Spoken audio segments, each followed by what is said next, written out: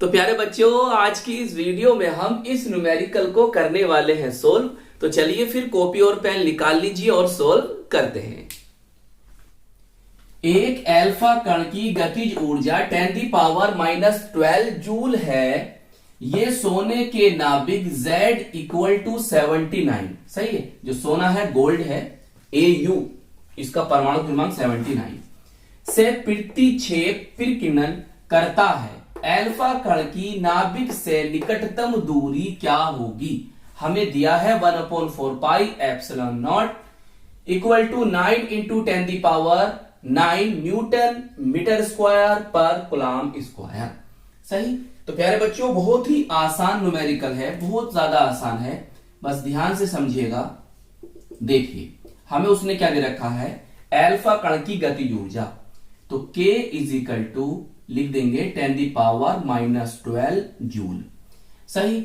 और उसने प्यारे बच्चों सोने के नाभिक, तो ये Z इक्वल टू हमें दे रखा है उसने 79, सही। और हमें उसने ये भी दे रखा है 1/4 pi epsilon naught 9 into 10⁹ newton metre square per coulomb square. बताइए। और हमें क्या करना है? अल्फा कण की नाभिक से निकटतम दूरी क्या होगी? इसे हम मान लेते हैं R0 या R0 भी पढ़ सकते हो, जैसा आप पढ़ना चाहो, R0 या R0 जैसा आप पढ़ना चाहो। यह हमें ज्ञात करनी है। प्यारे बच्चों, थोड़ा सा यहां पर समझिए।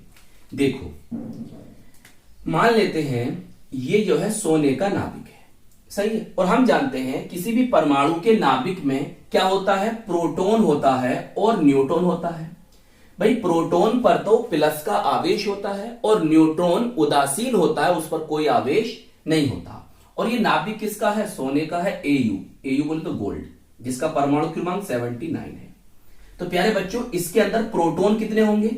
सर 79 ही प्रोटॉन होंगे, सही है। 79 क्या होंगे? प्रोटॉन होंगे। आपने पढ़ा होगा Z is equal to P is equal to E, सही है।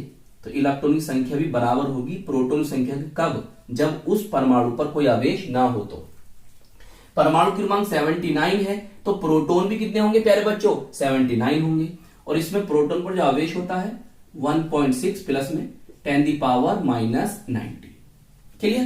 तो ये क्या है? ये आपका सोने का नाभिक है, सही। और इसमें क्या है? प्रोटॉन है, और प्रोटॉन पर प्लस के आवेश होते हैं। कितने प्रोटॉन है? 79 प्रोटॉन है, सही।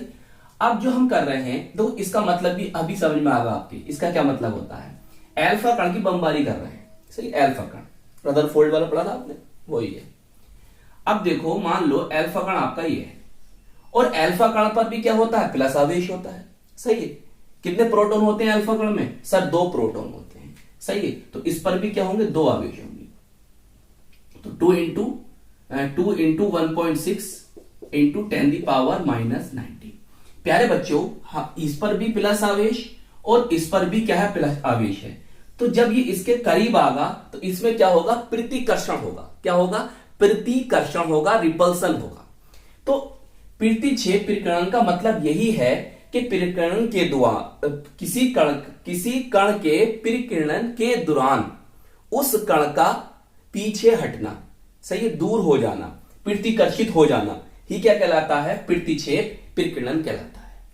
एक बार और समझो, किसी कण के प्रकीर्णन के दौरान उस कण का पीछे हटना मतलब प्रतिकर्षित हो जाना, लौटकर चले जाना ही क्या कहलाता है? प्रतिक्षेप प्रकीर्णन कहलाता है। तो प्यारे बच्चों, हमें इसके और इसके बीच की दूरी हमने क्या मानी? न्यूनतम बीच की दूरी बतानी है। मान ली हमने R0 है, सही। R0 या R0 जैसा आप बोलते हो, जैसा पढ़ना चाहते हो, ये है, सही। तो ये सवाल आपका 2 तरीके से हो सकता है। अगर मैं इसे Q1 मान लूं और इसे Q2 मान लूं, तो Q1 Q2 के आधार पर भी आप इस न्यूमेरिकल को सोल्व कर सकते हो, या एक छोटा सा सिंपल सा फॉर्मूला है उसके आधार पर कर लो, सही है। चलिए, ब्लैक पेन निकालिए और फॉर्मूला लिखिए। तो फॉर्मूला होता है प्यारे बच्चों, K is equal to 1/4 pi epsilon naught नाभिक पर आवेश और हीलियम अल्फा कण का आवेश, सही है, 2 होते हैं प्रोटॉन और आवेश E अपॉन R नॉट। और इस तरह से प्यारे बच्चों कर देंगे इसको हम बॉक्स में बंद। सही है, आप चाहो तो Q1 Q2 कर देते, तो Q1 की जगह ये वाली वैल्यू लिखते, Q2 की जगह ये वाली वैल्यू लिख देते, जब भी आपका आंसर आ जाता। चलिए आगे चलते हैं। हमें क्या करना है सर, हमें तो ये ज्ञात करना है, तो बस इसे इधर ले आओ और इसको इधर ले जाओ। एक बार और लिख लो इस फॉर्मूले को।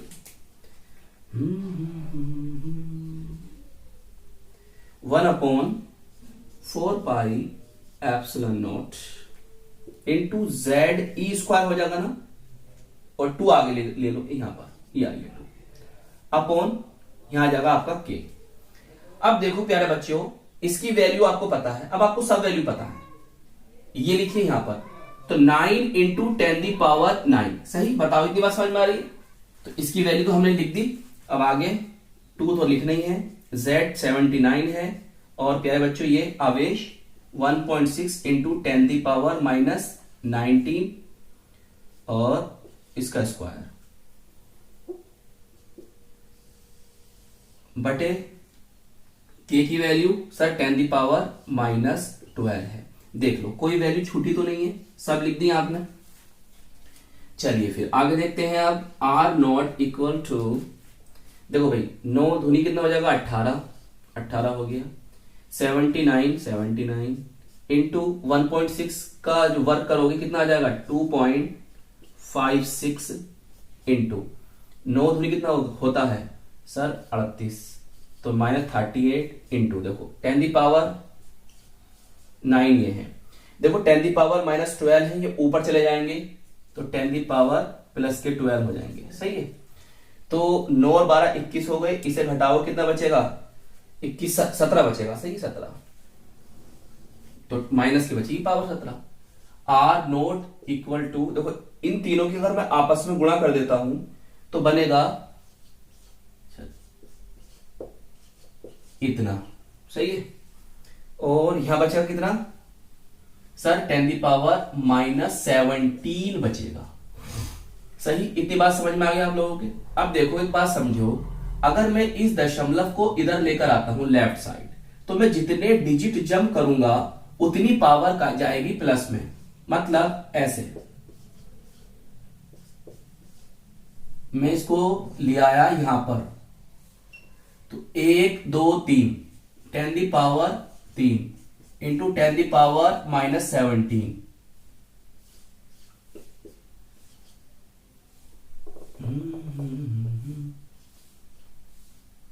अरे भाई सही से लिख जा।